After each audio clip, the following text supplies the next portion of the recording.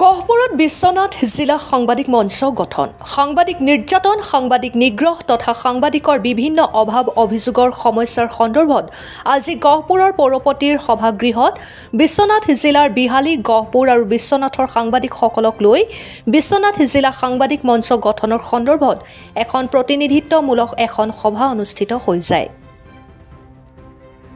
সভাত সভাপতিত্ব কৰে গহপুৰৰ জ্যেষ্ঠ সাংবাদিক টুৱাকান্ত দুৱৰাই।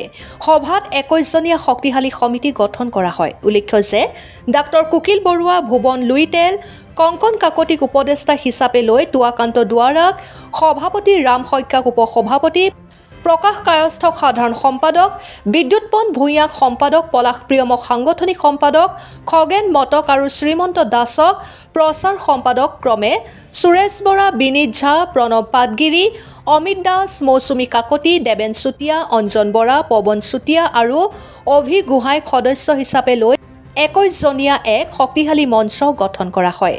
সভাত গহপুৰ, বিহালী আৰু বিশ্বনাথৰ পৰা অংশগ্ৰহণ কৰা সাংবাদিকসকলে বিশ্বনাথ জিলা সাংবাদিক মঞ্চ গঠনৰ প্ৰয়োজনীয়তাৰ সন্দৰ্ভত বক্তব্য প্ৰদান কৰে।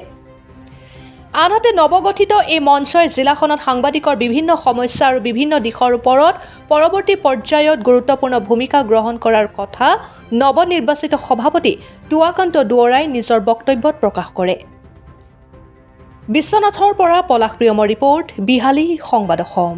হয়, আজি আমি বিহালী আৰু গহপুৰৰ যৌথ প্ৰচেষ্টাত বিশ্বনাথ জিলা সাংবাদিক মঞ্চ নামেৰে আমি এখন মঞ্চ আজি গঠন কৰিলোঁ।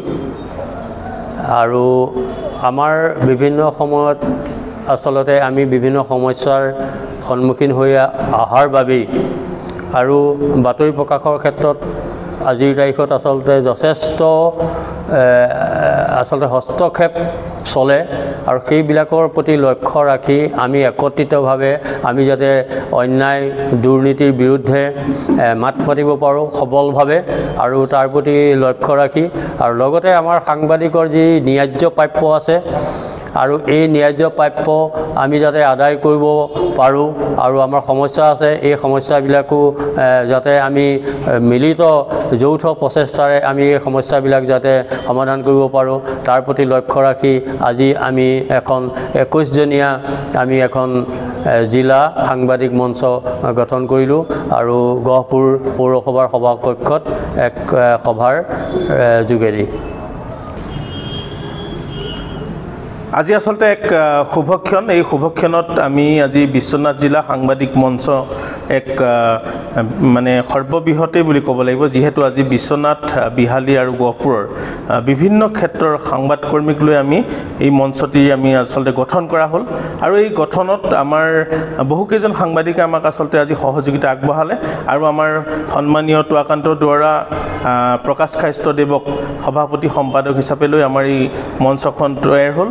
আৰু আমাৰ এটাই লক্ষ্য যাতে আমি একতা সমন্বয়েৰে আমি যাতে দুষ্ট চক্ৰৰ বিৰুদ্ধে আমি সবল স্থিতিলৈ আমি আহি থকা দিনত আমি সাংবাদিকৰ যিটো আচলতে ধৰ্ম, এই ধৰ্ম পালন কৰিব পাৰোঁ। তাৰ বাবে আমি আচলতে একগোট হৈছোঁ আৰু আমি একগোটেই নহয়, আমি এক শক্তি আচলতে আমি সকলোৱে মিলি এক শক্তি আমি যোগাৰ কৰি লৈছোঁ। যিহেতু প্ৰত্যেক ক্ষেত্ৰতে আমাৰ সাংবাদিকক বিভিন্ন ক্ষেত্ৰত দুষ্ট চক্ৰই আমাক হত্যাই হওক বা বিভিন্ন ক্ষেত্ৰত তেওঁলোকে আমাক বিভিন্ন ধৰণেৰে ভাবুকি প্ৰদান কৰি অহা পৰিলক্ষিত হৈছে। সেয়ে আমি ভাবোঁ আজিৰ এই সাংবাদিক মঞ্চটিৰ জৰিয়তে আমি আহি থকা দিনত দুৰ্নীতিৰ আচলতে বিৰুদ্ধে আমি সবলভাৱে কাম কৰি যাব পাৰিম। তাৰ বাবে আমি এক দায়বদ্ধতাৰে আজি আমি এই মঞ্চটি তৈয়াৰ কৰিলোঁ আৰু খুব ভাল লাগিলে।